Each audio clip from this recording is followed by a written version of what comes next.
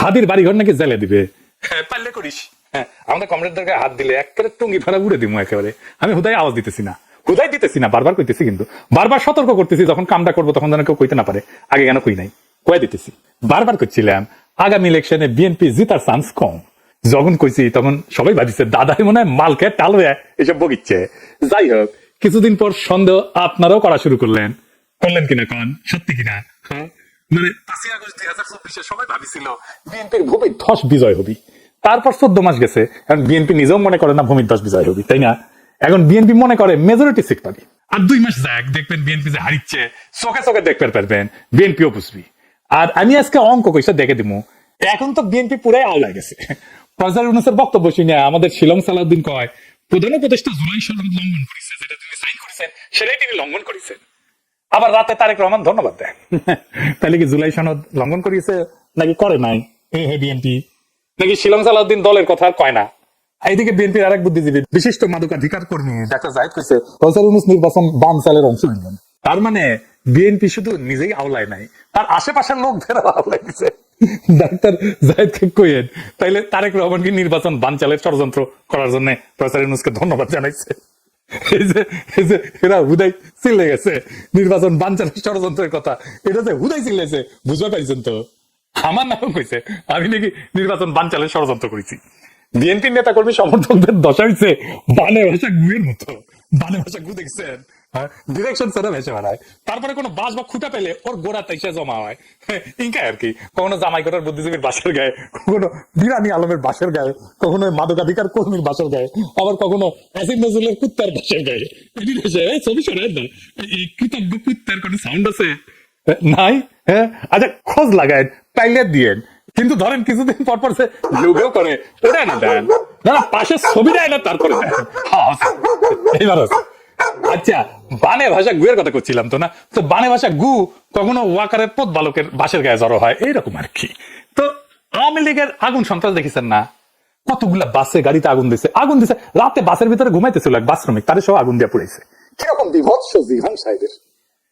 এই আগুন দেওয়ার পরিকল্পনা এই সুশান্ত নামের জাউরার। সে বলছে কিভাবে কোথাও পেট্রোল ঢেলা আগুন জ্বালাইতে হবে। হ্যাঁ ওই লিখছে ভালোবাসা ঢালতে হবে আর কি, তারপরে আগুন জ্বালাইতে হবে। 300 জায়গায় করা যাবে, 300 জন করতে পারবে। প্রফেসর সরকার তো অথর্ব, কিছু করতে পারবে না। কিন্তু যতগুলা আগুনের অ্যাটাক হয়েছে তার জন্য তাই সুশান্তরে আসামি করে মামলা করা যায় নাকি বলেন? দ্রুত বিচার করে রায় তো দেওয়া যায় নাকি? তাকে সেটাও পারবে না। যারা যারা পলায় গিয়ে এরকম অন্তর্ঘাত করতেছে তার তালিকা তো করতে পারে প্রফেসর সরকার, করিছে, করে তো প্রকাশ করতে পারে, করিছে, করেনি, আমি শিওর। এইগুলা লাফালাফি 1 মাসে বন্ধ করে দেওয়া যায়। কোনোদিন খোদা তালা ক্ষমতা দিলে প্রফেসর ইউনূস সরকারের সবাইরা দেখাই দিতাম উপদেষ্টাদেরকে কেমনি এটা করতে হয় কাজ। হাদির বাড়িঘর নাকি জ্বালে দিবে। হ্যাঁ পারলে করিস।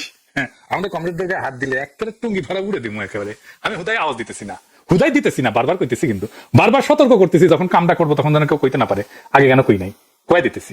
এই জায়গাটায় নোট নিয়ে রাখেন, দরকার হলে ক্লিপ বেনে রাখেন, আমি যে আগে কয়ে দিছিলাম। কিন্তু আওয়ামী লীগ যেটুকু করেছে এই সাহস কেমনে পেলো এটা বুঝতে দিলে মির্জা ফখরুলের জাস্ট কয়েকদিন আগের একটা বক্তব্য আমরা আরেকবার শুনি। এখন আমাদের যারা এখানে নৌকা ভর্তেন তারা বাংলাদেশে তারা একটু অসহায় অবস্থায় যে আমাদের মূল লক্ষ্যে পড়াই গেছে, আমরা কি করবো? সেই জায়গায় আমি আপনাদেরকে এটুকু আশ্বাস দিতে পারি যে আপনাকে হতাশ হবেন না, ধানের শীত আপনাদের পাশে আছে, আমরা আপনাদের পাশে আছি। আমরা বেঁচে থাকতে আপনাদের গায়ে কেউ ফুলের টোকাও দিতে পারে না। তবে আমরা পরিষ্কার করে বলতে এবার বলেন আওয়ামী লীগ কি অসহায় অবস্থায় আছে?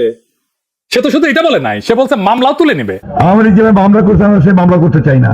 যদি মামলা হয়ে থাকেও আমি আপনাকে কথা বলছি সমস্ত মামলা তুলে নেওয়া হবে।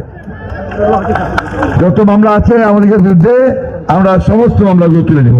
পরে আবার মির্জা ফখরুল কয় না আমি এটা কই নাই, আমি সারা দেশে হয়রানিমূলক মামলা প্রত্যাহারের কথা বলি নাই, শুধু এই এলাকায় হয়রানিমূলক মামলা প্রত্যাহারের কথা কইছি। দেখেছেন? আচ্ছা বলেন তো হয়রানিমূলক মামলা কেন আমরা দিব? এই মামলা তো প্রত্যাহারই করা উচিত, সারা দেশেও করা উচিত, শুধু উনার এলাকায় না। কারণ এই মামলা তো টিকবে না। আর আমরা মিথ্যা মামলা কেন দেবো? উনি কেন শুধু নিজের এলাকায় হয়রানিমূলক মামলা প্রত্যাহার করবেন, অন্য জায়গায় করবেন না? উনি কি ঠাকুরগাঁ জেলার প্রেসিডেন্ট বিএনপি। আর হয়রানিমূলক মামলা কে দিছে? বিএনপি তো দিছে বেশিরভাগ জায়গায়। মামলা দিয়ে এই যে মামলা দিবে টাকা নিছে, দেখেছেন? মামলা দিয়ে সেটা প্রত্যাহার করে আবার টাকা নিছে, টাকা। বিএনপি নিজেই নিজের দলের লোকরা এই কারণে বহিষ্কার করেছে। তো বহিষ্কার টহিষ্কার এই সমস্ত আইওয়াস, বুঝেছাও? যাদের বহিষ্কার করে তাদের আবার দলে ফিরায় না, হ্যাঁ মহাসামরা হয়, দেখেছেন? আর কত কমো, মির্জা ফখরুল এত সিনিয়র নেতা, প্রত্যেকদিন ধরা যায় ওনারে, তা ধরি না, মায়া কইরা আর কি। এত সিনিয়র নেতা তাও রাজনীতির একটা বক্তব্য কিভাবে দিতে হয়, গুছায় বলতে হয়, সেটাই বলতে পারে না, গুছায় কথা বলতে পারে না, রাষ্ট্র ক্ষমতার যাবি কি শখ। কুজা রাষ্ট্র শখ নয়, শখ হয়েছে রাষ্ট্র ক্ষমতার যাবি, মন্ত্রী টন্ত্রী হবি আর কি, বুঝেছেন? দেখেন কইছে জনগণ সনদ গণভোট বুঝে না, দেখেন দেখেন ঠিক আছে। তো যদি নাই হয় তাহলে গণভোটের নির্বাচন একই দিনে চাই কেন? জনগণ তো গণভোট বুঝেই না, তাই না? আগে তো বুঝাবি জনগণকে। জনগণ যদি নাই বুঝে গণভোট সনদ, তাহলে গণভোট চাইবি কেন বিএনপি? কোন তো কথার কোনো মানে আছে? কথা কয় কোনো মানে নাই, তারপরে দমে দমে নিচে কথা কয়। আগে কলকাতার মিডিয়াতে এই সময় একটা সাক্ষাৎকার দিছিল, কইছিল মুক্তিযুদ্ধে অর্জিত সংবিধান রক্ষায় আজও আমরা স্বাধীনতা বিরোধীদের সঙ্গে লড়াই করছি, বামের আমাদের সঙ্গে আছে, বুঝেছ? আবার দেখেন কইছে তবে বিএনপির পক্ষে আমি আশ্বাস দিচ্ছি জামাতকে আর সুবিধা নিতে দেব না, আমরা চাই ভারত সবার সঙ্গে যোগাযোগ রাখুক, বুঝেছ? আমরা কলকাতা যাব, কলেজ স্ট্রিট থেকে কত বই কিনেছি, আমরা সেই সুযোগ পাবো, সিনেমা থিয়েটারে দেখবো, মানুষের অবাধে যোগাযোগ হবে, ভিসা প্রক্রিয়া সাবলীল হবে, ভারতীয়রা বাংলাদেশে স্বাগত, ভুল বোঝাবুঝির অপসারণ ঘটুক। আহারে আহারে কি স্বপ্ন দেখে মন খালি শুধু। তো পরে বিএনপি কয় এই সাক্ষাৎকার ভুলভাবে উপস্থাপন হয়েছে, ঠাপ খায়া, তারপরে আরো বেশি ঠাপ খাইছে, তখন মির্জা ফখরুল নিজেই কয় এটা আমি দিই না সাক্ষাৎকার, এটা এআই দিয়ে তৈরি করা হয়েছে। তারপরে অনামিত্র মজুমদার যে সাক্ষাৎকার নিয়েছে তার ছবি সহ নিউজ ছাপে দিচ্ছে, দেখেছে? হ্যাঁ, কেমন মিশা কথা কয়, কেমন মিশা কথা কয়, মানে এটা মানুষের মিশা কথা পরে একটা লেভেল আছে। তো বুড়া বয়সে মানুষ মিশা কথা কম কয়, যত বয়সে বাড়িচ্ছে এ বেটা মিশা কথা তত বেশি করছে। জামাই কোটের বুদ্ধিজীবী অনারের কথা বলে, অনার কোটের কথা বলে, এই হইতেছে বাটপারদের অনার, বাটপারি করবে তারপরে আবার অনারের কথা কইবে, মানে এই বাটপারির সীমা নাই।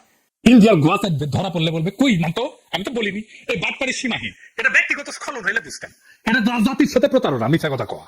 আর কি কব, এদের কোনো শিক্ষা হবে না, কোয়ার কোনো শিক্ষা হবে না, এবার ক্ষমতা যাবে চায়, এটা হইতেছে বড় কথা, বাংলাদেশের রাষ্ট্র ক্ষমতা যেতে চায়। মানে মনে করিছে যেহেতু হাসিনা গেছে আমরা কেন না, হাসিনাও তিনকে করে গেছে, কথা কয়ে মিশাতে কথা কয়ে এখনো কয়। শুধু কি তাই, দেখেন নাটোর স্যার আসলে বিএনপি মনোনয়ন দিছে আব্দুল আজিজ, সে কি কইতেছে, সে নিরাপদে রাখবে আওয়ামী লীগারদের, শুনেন। আপনাদের নিরাপদে রেখেছি, আমরা যদি ক্ষমতায় যেতে পারি, আমি যদি এমপি নির্বাচিত হতে পারি, আমার বিএনপি নেতা কর্মীরা যেভাবে নিরাপত্তার চাদরে থাকবে, আওয়ামী লীগের প্রত্যেকটা নেতা কর্মী সমর্থক আমরা নিরাপত্তার চাদরে রেখে আপনারা আমাদের অসম্মান করবেন, আপনারা আমাদের সম্মান দিবেন, আপনাদের নিরাপত্তার দায়িত্ব আমার কাঁধে আমি তুলে নিব, আপনাদের কাছে ওয়াদা দিয়ে দিন। আগামীতে সরকার গঠন করবে, আমি চাই সেই অর্থ এলাকার জাতীয় সংসদের জন্য আমাদের বিএনপি প্রার্থী সংসদে যেতে পারে। আওয়ামী লীগ ভাইদের উদ্দেশ্যে বলতে চাই, আপনারা আমাদেরকে সহযোগিতা করেন, আমরা আমাদের হেফাজত করবো, যাতে আপনাদের উপর কোনো অফিসার অত্যাচার না হয়। ভাইরা আমার, রংপুর স্যার আসনের এমদাদুল হক ভরসা, দেখেছেন ভরসা দিতেছে। আবার দেখেন শরীয়তপুরের এমপি ক্যান্ডিডেটের মিটিং এ যুবদল নেতা মোস্তাক মাসুম বালা ও কইতেছে আওয়ামী লীগারদের যে জামাত যেন ভোটে না জিতে, তারা জিতলে গেলে হাসিনা ফাঁসির দিবে, তারপর ক্ষমতা যাবে। বেয়াকুব বুঝেও নাই। যারা আওয়ামী লীগ করেন, আপনাদের উদ্দেশ্যে আমার 1 মিনিট কথা। আওয়ামী লীগ বিগত সরকারের সময় সবচাইতে বেশি ক্ষতি করেছে জামাত ইসলামের, তাদের যেই সমস্ত নেতাদেরকে ফাঁসি দিয়েছে, এইটা জামাত ইসলামের পূরণ করার মতো না। জামাত ক্ষমতায় যায়, শেখ হাসিনার ফাঁসিতে ঝুলে তারা শপথ গ্রহণ করবে। বেয়াকুব বুঝেও নাই, ওই মিটিং এ সবাই এই কথায় জামাতকেই ভোট দিবে, কারণ তারা চায় হাসিনা ফাঁসি হোক। এইবার আসেন ইলেকশনের হিসাবটা মিলে দিই, কেজিপি তো জামাই গড়ার বুদ্ধিজীবী কইতেছে যে বিএনপি যদি জামাত এনসিপির সিট ছেড়ে দিত তাহলে গণতান্ত্রিক উত্তরণ কইছে ডেমোক্রেটিক ট্রানজিশন চালায়া হয়ে যেত আর কি। কি আর কমু, হ্যাঁ, বাঙ্গু এলিটেরা সবকিছুকে নিজের জমিদারি বলে মনে করে, মানে জমিদারির দুঃস্বপ্ন, জমিদারির প্যারাডাইম মাথার থেকে যায় না, সবকিছু জমিদারি। বিএনপির ভোট আছে নাকি? হ্যাঁ, বিএনপির ভোট শূন্য। বিএনপি জিততো, ভোট পাইতো, কিন্তু এই ভোটটা হইতেছে anti Awami League, anti India vote. এই ভোটে জিততো। আওয়ামী লীগের সাথে লড়াই আমরা বিএনপির নেতা মানিছিলাম, কিন্তু আমরা তো বিএনপি করি না, এখন বিএনপির সাথে নাইও। আগে বিএনপির বিপদে বুক আগাই দিছি, ডিফেন্ড করছি, তার লড়াইকে নিজের লড়াই মনে করছি, যদিও লড়াই কতটুকু করছে সেটার কথা নাই কই। আমারে তারেক রহমান কইছিল আপনার রাজনীতি আপনি করেন, হ্যাঁ করতেছি তো, হ্যাঁ তো আমার রাজনীতি দেখতেছেন তো, আপনাদের রাজনীতি পিছু হটতেছে, কই যায় এটাও দেখবেন।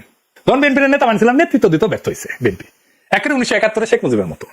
এখন বিএনপি আওয়ামী লীগ আর ইন্ডিয়ার কোলে চইরা বসছে, তো বিএনপি রে তার আগের ভোটাররা ভোট দিবে না। তো ডাকসু নির্বাচনের মতো জগন্নাথ হলেই জিতবেন, হ্যাঁ, তাও ফর দ্য টাইম বিং, অল্প সময়ের জন্য। তার আওয়ামী লীগ আর হিন্দুদের ভোট এখন পাইবেন, আর আবার আওয়ামী লীগ ফিরে আসলে আর পাইবেন না ওই ভোট, তখন শূন্য লাভডাঙ্কা। ওই গয়েশ্বর রায়ও নিজের ভোটটা ধানের শীষে দেয় কিনা আমার সন্দেহ আছে। বেশি কয়া ফেললাম, গয়েশ্বর রায়ের ভোট দেয়, হ্যাঁ দেখেন কইলাম তো দেখেন। হ্যাঁ, যাই হোক, এবার হিসাবে আসি বিএনপির সিটের হিসাব। বিএনপির 237টা সিটের নমিনেশন দিছে, বাকিগুলো তার জোট সঙ্গীদের দিবি বিলাবি আর কি। তো জোট সঙ্গী সবাই হারবি, সবাই দল বেঁধে হারবি, একটাও জিতবি না, লিখে রাখেন। এমনকি আমদালির প্রার্থীও জিতবি না, লিখে রাখেন। কেন জিতবি না? নির্বাচন কমিশন কইছে এবার নিজের দলীয় প্রতীকে নির্বাচন করা লাগবে। আমদালির প্রার্থী জিন্দিগিতে তার নিজের মার্কা নির্বাচন করেছে, করে নাই। তার মার্কা কি জানেন? গরুর গাড়ি মার্কা। কে চিনে তার মার্কা? এই মার্কা দাঁড়াইলে কে ভোট দিবে? তো মনোনয়ন বঞ্চিত প্রার্থী আছে, সে পুরো দলকে আন্দালিক প্রার্থীর পর্দার পিছে লাগাবে, কারণ তার তো প্রমাণ করতে হবে যে আন্দালিককে মনোনয়ন দেওয়া ঠিক হয় নাই। তো আন্দালিককে না হারাইলে তো তার এটা প্রমাণ করা যাবে না, তার পুরা ভোট যাবে আন্দালিককে যে হারাইতে পারবে তার বাক্সে। তো ধানের শীষে যদি না পায় এই জোট সঙ্গীরা, কেউ জিতবে না। জামাত কিন্তু কখনো নিজের মার্কা ছাড়া ভোট করে নাই, জোট করলেও। দেখেন মতো রহমান নিজামীর পোস্টার দেখেন, দাঁড়িপাল্লা নিয়ে ভোট করছে সবাই, জামাতের সব ক্যান্ডিডেট। তার মানে 63টা সিট মায়ের ভোগে চলে গেছে অলরেডি। এখন এই 237টার মধ্যে 151টা জিততে হবে অ্যাটলিস্ট বিএনপিকে ক্ষমতায় যাইতে হইলে। তো এই আসনগুলোর মধ্যে মাত্র 90টা সিট যদি কেউ জিতে যায়, 90 কিন্তু বেশি না, বিএনপির 147টা সিট ওয়াক ওভার দিবে দরকার হইলে, কিন্তু 90টা সিটে মরণপণ লড়াই করবে, ভালো প্রার্থী দেবে, ভালো বাজেট দেবে, কেন্দ্র সামলাবে, ভালো প্রচার করবে, সব কর্মীদেরকে ওইখানে নিয়ে আসবে। মাত্র 90টা। বিএনপি সরকার গঠন করতে পারবে না। 90টা সিট জিতে নেওয়া বাম হাতের কাজ রে ভাই। হিসাব সিম্পল। মুজিব ইন্ডিয়ার উদ্দেশ্য করে কইছিল, উনি আমাদের কথা রাখলেন না, রাখলেন ভুট্টো সাহেবের কথা। আওয়ামী লীগ পুনর্বাসন করতে গিয়া বিএনপি আম সালা দুটাই যাইতে নিচ্ছে। হ্যাঁ, তারেক রহমান তো আমার কথা রাখলো না, ভুট্টো সাহেবের কথা রাখিছে, মোদির কথা রাখিছে। বিএনপির কপালে ক্ষমতার গোস্ত আর নাই, বিরোধী দলের ঝোল খাইয়াই খুশি থাকা লাগবি। আর আমরা কোনো গোস্ত তো পেল না, লে ঝোল খা ঝোল।